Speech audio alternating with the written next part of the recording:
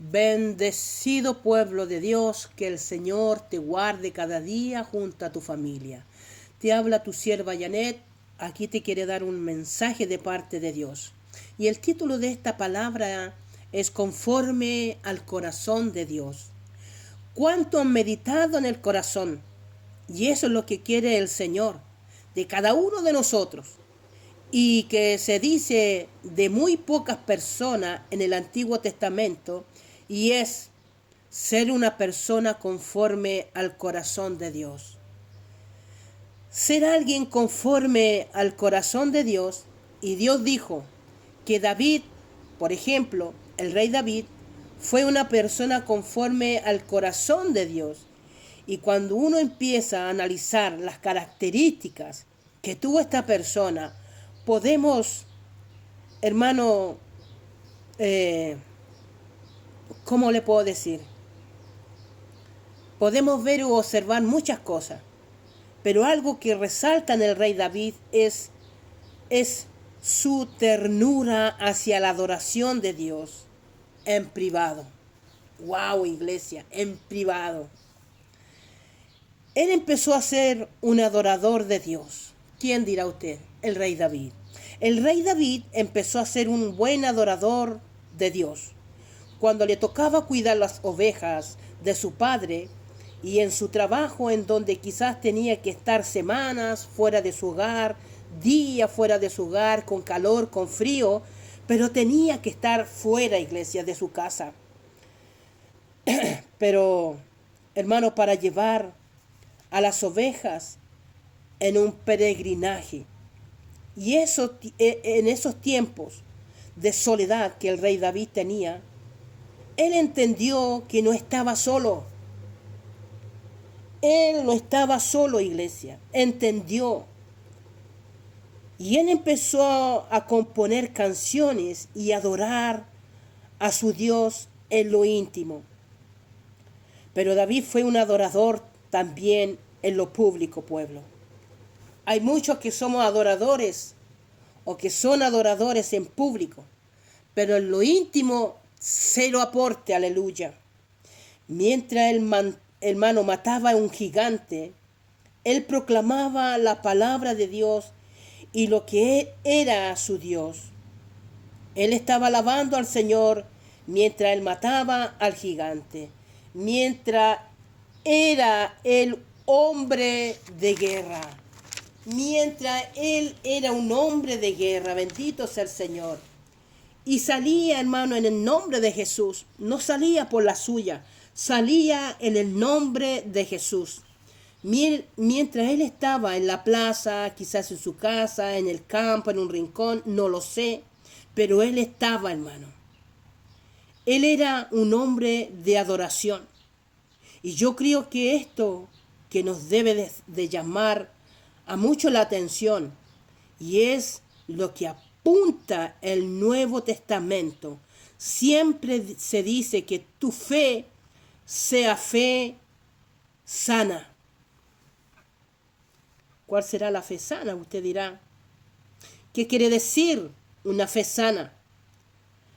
Lo que realmente que la fe produce, hermano, que esté produciendo en tu vida, que sea íntegra, de alguna manera, que lo que hagamos en lo que nosotros decimos. Me llama la atención que esto lo dice el apóstol Pablo a Tito. Uno de sus discípulos los deja en una isla de Creta y ahí está Tito, y apóstol le dice: a ti, Tito, en esa isla su mismo profeta le dice que la gente de allí son mentirosas, malas, bestias y glotones perezosos. El apóstol Pablo dice, y es verdad. Por eso yo te dejo allí, para que hables a los cristianos y los reprendas, de la manera que están acostumbrados a vivir, con el propósito que la fe sea sana. Es ahí, hermano, la fe sana. Una fe sin hipocresía, sin pecados, una fe que sea sana. De lo que ellos han aprendido del Señor, pueblo, tienen que modificar la manera en que vivimos. Y esa es la forma que ocurre en la transformación del corazón de adentro hacia afuera. ¿Por qué analizamos, iglesia? El rey Amasías, un rey que hizo lo recto ante de los ojos del Señor, pero no de corazón perfecto. Usted dirá, ¿cómo así? Que camine en rectitud y no de un corazón perfecto. Cuando estudies, iglesia, la historia de Amasías, te darás cuenta que su fracaso vino hacia el final de su reinado. ¿Por qué? Porque él sabía la palabra. Él sabía la palabra de Dios. Decía, y era verdad. Entonces él hacía lo recto. Pero cuando él vio que no le salió lo que él esperaba, por ejemplo, despide el ejército, aleluya, y se volvió en su contra. Y el rey se resintió. El rey Amasías guarda amargura en su corazón. Y eso lo hizo alejarse del Señor, pueblo. Por eso es importante que nosotros nos guardemos rencor en nuestro corazón. Ninguna falta de perdón, ninguna amargura podría tocar tu vida, pueblo. Gloria al Señor. Y Dios le manda a un profeta y le dice estas palabras. Haciendo delante del pueblo lo correcto, pero en lo privado estás adorando porque te alejaste de mí. Hermano, ¿por qué te alejaste de mí? ¿Cuántos de nosotros lo hemos alejado de la presencia de Dios por una u otra cosa? Y le dice, estás adorando a otros dioses. Y de ahí vino la sentencia.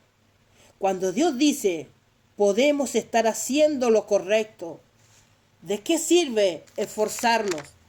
¿De qué sirve, pueblo de Dios, hacer lo correcto si el corazón no está correcto delante de Dios? Por lo tanto, esto solo ocurre, hermano. Esto solo ocurre si el Espíritu de Dios está en nosotros. Aleluya. Me gusta como dice Ezequiel 36:26. Dice el Señor, les daré un corazón nuevo y pondré un espíritu nuevo dentro de ustedes. Les quitaré ese corazón terco de piedra y les daré un corazón tierno y receptivo de carne. Pondré mi espíritu en ustedes para que sigan mis decretos y se aseguren de obedecer mis ordenanzas. ¿Cuál es la promesa que hoy tenemos, pueblo? Es a través de ese sacrificio que Jesús dio y cumplió todas las cosas rectas. Él nos abre camino a nosotros y nos da de su Espíritu, y el Espíritu Santo es el que va a hacer la obra dentro y los frutos que son tus actos, pueblo, que van a dar testimonio de lo que el Espíritu está haciendo en tu corazón.